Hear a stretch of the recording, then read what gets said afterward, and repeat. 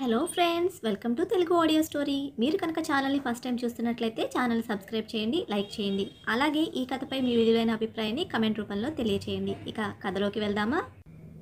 నా ప్రాణమా పార్ట్ 48 చూసే ముందు పార్ట్ 47 చూడండి. లింక్ డిస్క్రిప్షన్లో ఇవ్వడం జరిగింది. కొంచెం టైం తీసుకొని చెప్పు సమీ, ఇప్పుడే చెప్పడం నాకు బెటర్ అనిపించడం లేదు అని చెప్పాడు రిషి. అని తను ఆలోచిస్తూ ఉండగానే కాలేజ్కి చేరుకున్నారు. రిషి మెడికల్ హాస్పిటల్కి వెళ్ళే టైంకి నిషా ఉంది తన రూమ్ దగ్గర. అబ్బా, ఎర్లీ మార్నింగే ఏంటి నాకు టార్చర్ అని మనసులో అనుకుంటూ, నువ్వేంటి ఇక్కడ అని ఒక ఇరిటేటింగ్ లుక్ ఇచ్చాడు రిషి. నీకోసమే వెయిట్ చేస్తున్నా అని మెలికలు తిరుగుతున్న తనని చూసి, వచ్చిన పని చెప్పు అన్నాడు నీరసంగా. అది అంటూ దగ్గరకు వస్తున్న ఆమెను చూపుతోనే ఆపేశాడు Rishi. On the other side ల్యాబ్కి ఇంకా రాని నిషా కోసం జాను ఇంకా తన ఫ్రెండ్ కూడా వెతుకుతూ వచ్చారు. ఆమె క్యాబిన్ దగ్గర వెతికితే కనిపించని నిషా రిషి రూమ్ దగ్గర కనిపించింది. ఈవిడేంటి ఇక్కడ అని అనుకుంటూ వెళ్తున్న జానుని ఆపి, ఆమెతో నీకెందుకు జాను, చూస్తే నేను టార్గెట్ చేసినట్టు అనిపిస్తుంది, ఇంటర్నల్ మార్క్స్ ఉండేది ఆమె చేతిలోనే అని హితబోధ చేస్తున్న తన ఫ్రెండ్ని విసుగ్గా చూసి, అలా చేస్తే చూస్తూ ఊరుకుంటానా నేను, అదంతా వదిలే, ముందు ఏమి పని చూద్దాం పదా అంటూ లాక్కెళ్ళింది. అది అది అంది హ్యాండ్స్ ఫోల్డ్ చేసుకుని సూటిగా చూస్తూ. ఏదో రిషితో 4 మాటలు తీయగా మాట్లాడి లైన్లో పెట్టుకోవాలని గంట నుండి వెయిటింగ్ అక్కడ నిషా. ఇప్పుడు అక్కడ జానుని చూసి తిక్క లేచింది తనకి. ఏయ్, నువ్వేంటి ఇక్కడ అని అరిచింది జానుపై. సేమ్ క్వశ్చన్, మీరేంటి ఇక్కడ అని రివర్స్లో క్వశ్చన్ చేసింది జాను.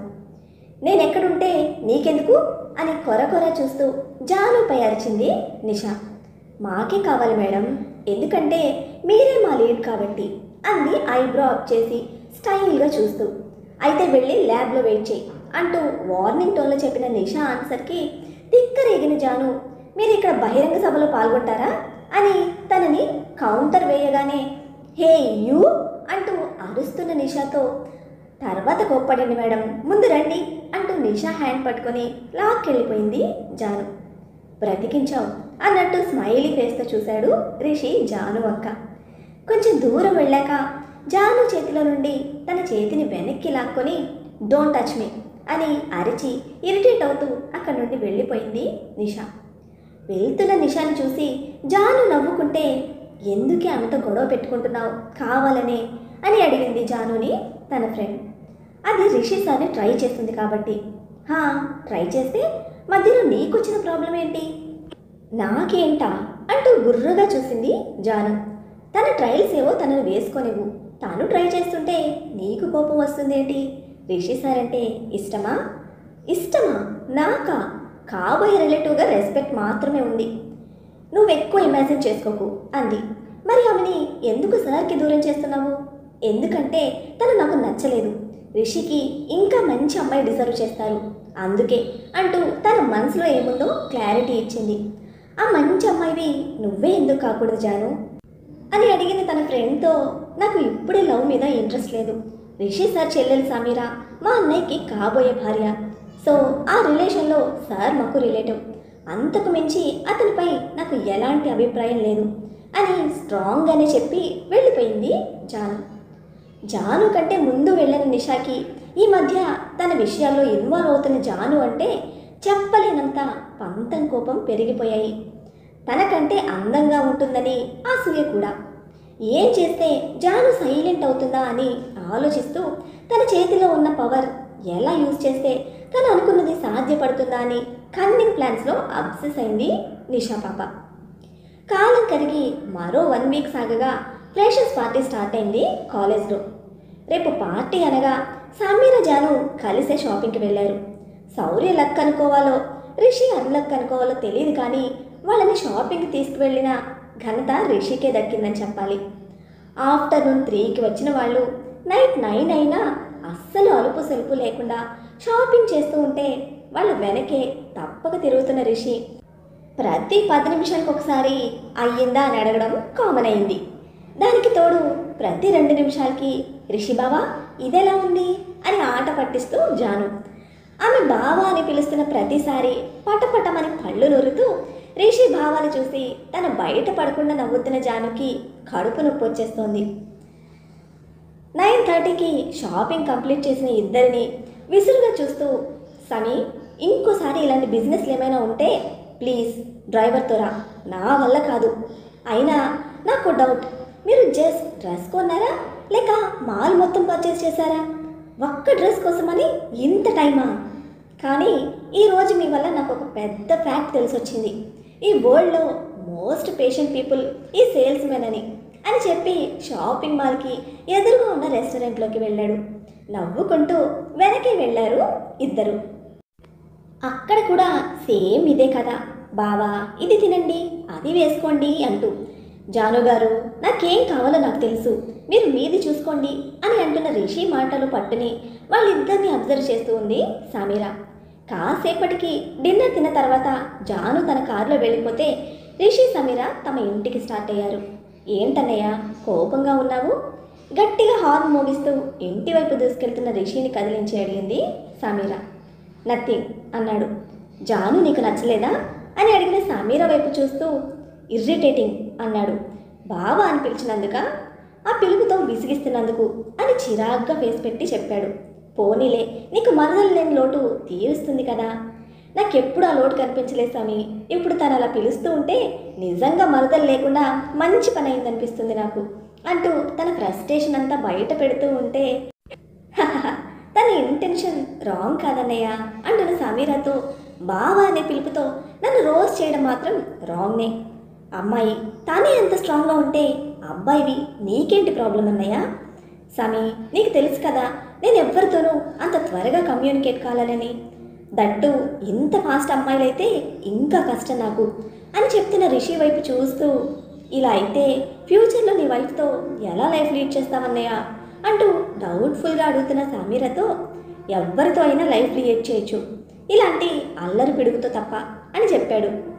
నాకెందుకో అలాంటి అమ్మాయితోనే నీ లైఫ్ ఉందని అనిపిస్తుంది అంటున్న సమీరతో, తల్లి నీకు నమస్కారం, అలాంటి కోరికలు కోరి నాకు ఇప్పటి నుంచే లేనిపోని భయాలు పుట్టించావంటే నా లైఫ్లో పెళ్ళి అనే పదం నేను ఇప్పటి నుండే చెరిపేయాల్సి వస్తుంది అని భయంగా చెప్తున్న రిషితో, అంత మాట అనకన్నయ్య, నాకు వచ్చే ఆడపడుచు కట్నం మీద చాలా ఆశలున్నాయి నాకు అని చెప్తూ ఉంటే పుసుక్కున నవ్వేశాడు రిషి. నీ పేరు మీదే బోల్డంత ఆస్తి ఉంది, అవన్నీ వద్దని మీ వదిన తెచ్చే కట్నం కావాలా నీకు అని అడిగాడు రిషి.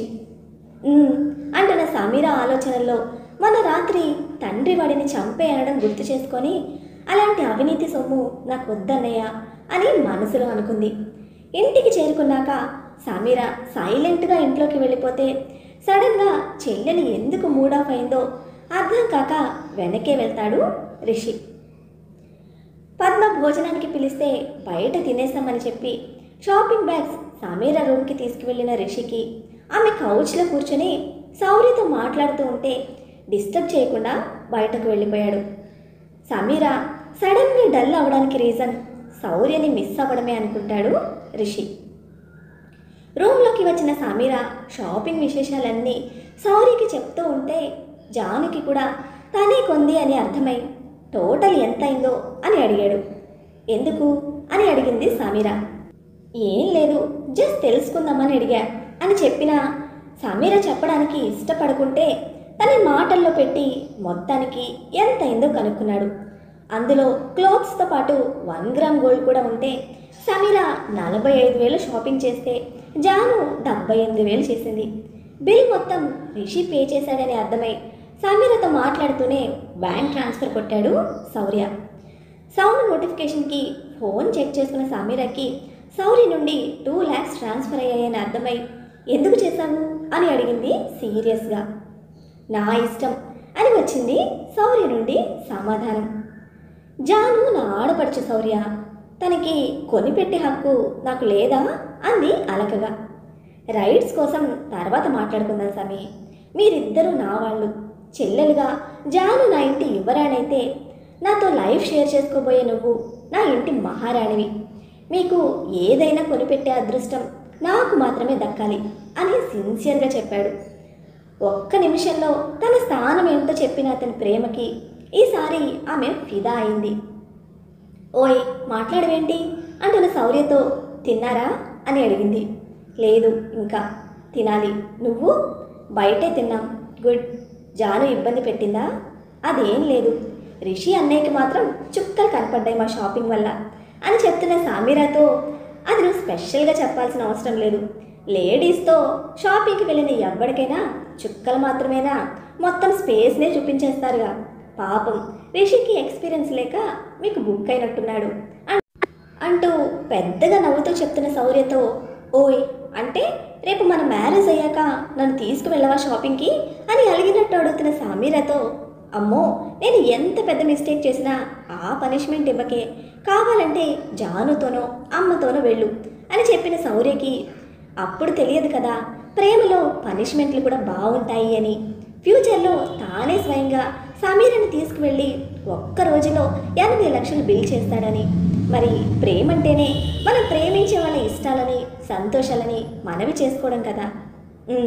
సరే సమీ, నీకు పంపిన అమౌంట్లో 1,50,000 రిషికి వేసేయి. నీకు కావాలంటే నేను వేస్తాను అన్నాడు. నాకేం నీడ్స్ ఉంటాయి మనీ అవసరం అవ్వడానికి? ప్రస్తుతం ఈ ఇంటి కూతురుగా నా నీడ్స్ అన్నీ డాడీనే చూస్తారు. మీ వైఫ్గా మన ఇంటికి వచ్చినప్పుడు నువ్వు వద్దన్నా నీ కార్డ్స్ అన్నీ క్లీన్ స్వీప్ చేస్తా అంటూ అల్లరిగా నవ్వుతున్న సమీర పెద్దాలు వీడియో కాల్లో అందంగా ఊరిస్తూ ఉంటే, లవ్ యూ సమీ, ముద్దొచ్చేస్తున్నావే, నువ్వు ఇలాగే నన్ను టెంప్ట్ చేస్తే ఎప్పుడే నిన్ను ఎత్తుకుపోచ్చేస్తాను నా ఇంటికి అంటున్న శౌర్యతో, నువ్వు అంత రౌడీవని నేను ఒప్పుకుంటాను కానీ వెళ్ళిన వర్క్ ఫాస్ట్గా కంప్లీట్ చేసుకుని వచ్చే Shourya. I miss you badly. నీ ప్రేమ, నీ ప్రెజెన్స్, నీ టచ్లో ఉండే సెక్యూరిటీ అన్నిటినీ మిస్ అవుతున్నా. నా కోసం తొందరగా వస్తే నీ కోసం ఒక స్వీట్ గిఫ్ట్ ఇస్తా అంటూ లిప్స్ని రౌండ్గా చుట్టి ముందుకు పెడుతూ చెప్పింది సమీర. ఇంకా బాగా ఆగుతాడా? డన్, నా గిఫ్ట్ మాత్రం మిస్ కాకూడదు అన్నాడు. రేపు కాలేజీ ఫంక్షన్లో మీరు ఉంటే బాగుండేది. నెక్స్ట్ ఇయర్కి ఉంటాలే. డాడీకి నీ గురించి చెప్పాను. ఏమన్నారు? ఏమని చెప్పానో తెలుసుకోవా? సరే చెప్పండి, ఏం చెప్పారు?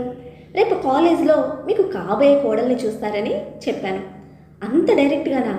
డాడీ సపోర్ట్ చాలా ఉంటుంది నాకు. సో ఫ్రెండ్లీగా ఏమైనా చెప్తాను డాడీకి. అంకుల్ ఏమన్నారు? నిన్ను చూడటం కోసం వెయిటింగ్ అంట. ఒకవేళ నేను మీ వాళ్ళకి నచ్చకపోతే? నాకు నచ్చావు సమీ, ఇంకెవ్వరికి నచ్చాల్సిన అవసరం నాకు లేదు. నచ్చకపోవడానికి నీలో లోపం కూడా లేదు. నువ్వు నా బంగారానివి, ఎవ్వరికైనా నచ్చే తీరుతావు. ఓకే, పడుకో. రేపు అందరికంటే అందంగా కనిపించాలి నువ్వు అని చెప్పి కాల్ కట్ చేసిన శౌర్య జానుకి ఫోన్ చేసి కాసేపు మాట్లాడి సమీర రిషి గురించి అడిగాడు. దే ఆర్ టూ అడవరబుల్ అన్నయ్య, చాలా మంచివాళ్ళు. నాకు ఎలాంటి వదిన వస్తుందా అని భయం అయితే ఉండేది. కానీ సమీరతో ట్రావెల్ చేస్తూ ఉంటే నాకు వదినని కాదు సిస్టర్ని తెచ్చావని అనిపిస్తుంది. థ్యాంక్స్ అన్నయ్య అంటూ చెప్తుంది జాను. నీకు నచ్చింది అంటే షీఈస్ గోల్డ్ అని అర్థం. What about Rishi? అబ్బాయిలో కూడా ఇన్నోసెన్స్ ఉంటారని అతన్ని చూసాకే తెలిసింది. చాలా మంచివాళ్ళు అంటూ చెప్పుకుపోయింది జాను. అంటూ చాలాసేపు వాళ్ళ కోసం మాట్లాడి తర్వాత తల్లి దగ్గరకు వెళ్దామని డోర్ ఓపెన్ చేయగానే ఎదురుగా ఉంది ఆద్య. సూటిగా చూస్తున్న ఆద్యను చూసి ఏమైంది అని అడిగింది. వాళ్ళ కాన్వర్జేషన్ వినేసిందేమో అన్న డౌట్తో. అత్త భోజనానికి పిలుస్తుంది రా అంది ఆద్య. తినేసి వచ్చాం, మీరు తినండి అని చెప్పి మళ్ళీ తల్లి కోసం వెళ్ళింది జాను. రేపు పార్టీ కోసం బ్యాంగిల్స్ ఇవ్వమని. రూమ్లో ఉన్న విశాలాక్షి జాను అడిగింది అని తన కలెక్షన్ అంతా బయటపెట్టింది. తమ అత్తమ్మ చేయించిన వాటి నుండి ఎప్పుడు ట్రెండ్కి తగ్గట్టు ఆమె కొన్న ప్రతీది. అవన్నీ చూసి జాను చిన్నగా నవ్వుతూ, ఇవన్నీ చూస్తే సమీర ఎంత ఎక్సైట్ అవుతుందో అంది. సమీర ఎవరు అని అడిగింది విశాలాక్షి. అప్పుడే వచ్చిన ఆద్య కూడా అవన్నీ చూసి జాను సమీర అనడంతో ఆమె వైపు చూసింది అనుమానంగా. సమీర గురించి అప్పుడే ఇంట్లో తన వల్ల తెలియడం కరెక్ట్ కాదని, నా క్లాస్మేట్ మమ్మీ, తనకి జ్యువెలరీ అంటే చాలా ఇష్టం అని అంది. ఓ అయితే ఒకసారి మన ఇంటికి తీసుకురా, చూస్తే హ్యాపీగా ఫీల్ అవుతుంది అంది మురిసిపోతూ. తప్పకుండా, ఎప్పటికైనా ఇక్కడికే కదా రావాల్సింది అంది తన అవుట్ఫిట్కి సూట్ అయ్యే బ్యాంగిల్స్ కోసం చూస్తూ. వాట్, ఇక్కడికి కదా రావాల్సింది అంటే మీనింగ్ ఏంటి అని అడిగింది ఆద్య కొంచెం గొంతు పెంచుతూ. హా, అది హా, ఎప్పటికైనా అంటే నా క్లోజ్ ఫ్రెండ్ కదా. ఫ్రెండ్గా నాతో పాటు తనకి కూడా ఈ ఇంటికి వచ్చే రైట్ ఉంటుందని అంటున్నాను అని కవర్ చేసింది జాను. ఆద్య రియాక్ట్ అయ్యే కంటే ముందు, జాను, ఎంత నీకు క్లోజ్ ఫ్రెండ్ అయినా రైట్స్ అనే అంతవరకు వెళ్ళకు. ఈ ఇంటిపై సర్వ హక్కులు నీవే. నీ తర్వాత శౌర్య, ఆ తర్వాత ఆద్యవి ఈ ఇంటి కోడలిగా అని నొక్కి పట్టి తనని కోడలిగా చెప్తున్న ఆద్య కళ్ళలో మెరుపు. ఇది చాలు దేవుడా నా జీవితానికి, నువ్వు సూపర్ అత్త అంటూ విశాలాక్షి పక్కన సెటిల్ అయిపోయి ముద్దులు పెడుతూ ఉంటే, దీనికి మాట ఒకటే సరిపోతుందేమోలే, తింగరి పిల్ల ఎప్పుడు ఇంట్లోనే ఉంటుంది, అయినా అన్నయ్య మనసు సొంతం చేసుకోలేకపోయింది అని తిట్టుకుంటూ, అయినా అన్నయ్య తన పర్సనల్ విషయాల్లో ఎవరిని ఇన్వాల్వ్ అవనివ్వడు, ఇంకా పెళ్లి విషయంలో మాట్లాడిస్తాడా అని అనుకుంటూ తనకి కావలసినవి తీసుకుంది. అన్ని పేర్స్ ఎందుకు జాను, గంట గంటకు మారుస్తావా బ్యాంగిల్స్ అని అడిగింది ఆద్య. అక్కడికేదో తన ఆస్తిని తీసుకున్నట్టు ఫీల్ అయిపోతూ. వాట్స్ యువర్ ప్రాబ్లం ఆద్య, నేను ఎన్ని తీసుకుంటే నీకెందుకు అంటే, అది నీ దగ్గర కూడా గోల్డ్ బాగానే ఉంది కదా, అవి కాకుండా ఇవెందుకు అని నసుగుతున్న ఆద్యతో, ఆద్య మమ్మీ నిన్ను ఇంటి కోడలే అనుకుంటుంది, దట్ డస్ నాట్ మీన్స్ నువ్వు నన్ను క్వశ్చన్ చేయొచ్చు అని అంది గట్టిగా. ఆ మాత్రానికే ఆద్య కన్నీళ్లు పెట్టుకుంటే ఆమె ఇన్నోసెంట్ యాక్టింగ్కి విశాలాక్షి కరిగిపోయి, జాను అలాగేనా మాట్లాడేది తనతో అని రెట్టించింది. నువ్వే చెప్పు, నీ కూతురిగా నీ గోల్డ్ అంతా నాకే ఇస్తావా లేదంటే ఈ ఇంటి కోడలికి ఇస్తావా అని అడిగింది కావాలని. ఇద్దరిని నిరాశపరచకుండా నా గోల్డ్ మీ ఇద్దరికి సమానంగానే ఇస్తాను అని చెప్పి జాను తల నిమిరింది. ఇద్దరికి అంటే కూతురిగా తనకి, కోడలిగా సమీరకి అని అర్థం చేసుకున్న జాను హ్యాపీ స్మైల్ ఇచ్చి, థ్యాంక్స్ మా, ఇట్స్ గెటింగ్ లేట్, నేను వెళ్ళి పడుకుంటాను అని చెప్పి వెళ్ళిపోయింది తన రూమ్కి. నెక్స్ట్ డే కాలేజ్లో ఫ్రెషర్స్ పార్టీ అరేంజ్మెంట్స్ మామూలుగా లేవు. జాను దేంట్లోనూ పార్టిసిపేట్ చేయలేదు. కారణం చీఫ్ గెస్ట్గా తన ఫాదర్నే వస్తున్నారు కాబట్టి. సమీర అయితే వీటికి చాలా దూరంగా ఉంటుంది. ఎప్పుడైనా ఇంట్రెస్ట్ ఉంటే హోస్ట్ చేసేది, బట్ ఇప్పుడు ఆ ఇంట్రెస్ట్ కూడా లేదు. కారణం శౌర్య. అతని ధ్యాసలో పడి వేరే ఏమైనా పట్టించుకునే స్టేజ్ ఎప్పుడో దాటిపోయింది. గోల్డ్ కలర్ డిజైనర్ శారీకి సింపుల్ జ్యువెలరీగా thin layer necklace and matching ear రింగ్స్తో సమీర హాట్ అండ్ డైనమిక్గా ఉంటే, ఫుల్ ట్రెడిషనల్ వేర్లో హాఫ్ శారీ కట్టుకున్న జాను కుందనపు బొమ్మలా ఉంది. అండ్ కలిసిన వాళ్ళిద్దరినీ చూస్తున్న అందరిలో దేవుడు అందమంతా వీళ్ళ సొత్తే చేశాడా ఏంట్రా, దేవతల్లా ఉన్నారు అని అనుకోకుండా ఉండలేకపోయారు. ముఖానికి కిలో మేకప్ కొట్టి వచ్చిన నిషా ఎక్కడికక్కడ ఎక్స్పోజింగ్తో కుర్రాళ్ళను తన వైపు తిప్పుకుంటూ, తను మాత్రం రిషి వెనక తిరుగుతూ పార్టీని ఎంజాయ్ చేస్తోంది. Rishi favourite and old student, so వాళ్ళకి సంబంధం లేకున్నా జూనియర్ సర్జన్స్గా వాళ్ళని ఇన్వైట్ చేశారు. రిషికి ఇలాంటి పార్టీలు పెద్దగా ఇష్టపడడు. అందుకే సీనియర్ సర్జన్స్తో నార్మల్ టాక్ తర్వాత అందరికీ దూరంగా వచ్చిన అతని కళ్ళు ఓణి కట్టి భూలోకానికి వచ్చిన గాడెస్ జానుపై పడ్డాయి. కాటుక దిద్దిన కళ్ళు, నవ్వకున్నా నవ్వినట్టే ఉన్న పెదాలు, చిన్ని ముక్కు, అప్పుడే పుట్టిన పాపల కోమలమైన బుగ్గలు కలిగి ఉన్న తన పింకిష్ చీక్స్, తెల్లటి ఛాయ, పొడవైన కురులు, సైడ్కి దువ్విన జుట్టు కొంచెం ఒకవైపుగా ముందుకి మిగిలింది వెనక్కి, కాళ్ళకి అడ్డుపడుతున్న పట్టు పరికని పట్టుకొని నడుస్తున్న తన నడకలో ఏవేవో భంగిమలు, చేతులు తిప్పుతున్న తన చేతికున్న గాజులు చేస్తున్న చప్పుడు. కొన్ని నిమిషాల పాటు మతి భ్రమించింది అతనికి. తేరిపారా చూశాడు ఎవరా అని తనని. అప్పుడే గమనించినట్టున్నాడు పాపం. అక్కడ జానుని చూసి తినా అని అనుకోకుండా ఉండలేకపోయాడు. కానీ జాను ఎటు వెళ్తే అతని కళ్ళు అటే తిరగడం సమీర గమనిస్తూనే ఉంది. నచ్చలేదన్నావు కదరా అంది అతని పక్కకు వెళ్ళి కూర్చుంటూ. దేవతని ఎవరైనా ఇష్టపడకుండా ఉంటారా సమీ అన్నాడు ఏదో అద్భుతం చూసి కళ్ళప్పగించినట్లు. ఛా, మరి కారులో అన్నీ మాట్లాడావు, నాకు తెలియదు కదా తను ట్రెడిషనల్ వేర్లో ఇంత అందంగా ఉంటుంది అని. ఆహా, ఇంకేమనిపిస్తుంది, ఇప్పుడే వెళ్ళి తన చిటికెన వేలు పట్టుకొని 7 అడుగులు నడవాలని అనిపిస్తుంది అంటూ మెస్మరైజ్ అయి చెప్తున్న రిషితో ఇంకెందుకు లేటు, పిలుచుకు వస్తాను, అదేదో తనతోనే చెప్పు అంటూ జాను వైపు వెళ్ళింది సమీర. అదండి జాను పాపని ట్రెడిషన్ వేర్లో చూసిన రిషి హార్ట్ లబ్డబ్ అని కొట్టుకోవడం మానేసి లవ్ లవ్ అని కొట్టుకోవడం స్టార్ట్ చేసింది. మరి ఆ లవ్ని జానుకి ఎలా చెప్తాడు? చెప్తే జాను రియాక్షన్ ఎలా ఉండబోతుంది? శౌర్య సమీర విషయం బయటపడితే ఆద్యనే తన కోడలుగా ఫిక్స్ అయిన విశాలాక్షి ఒప్పుకుంటుందా? తెలుసుకోవాలంటే నెక్స్ట్ ఎపిసోడ్ని ఫాలో అవ్వండి. అలానే ఈ ఎపిసోడ్ని లైక్ చేయడం మాత్రం మర్చిపోకండి. Bye friends.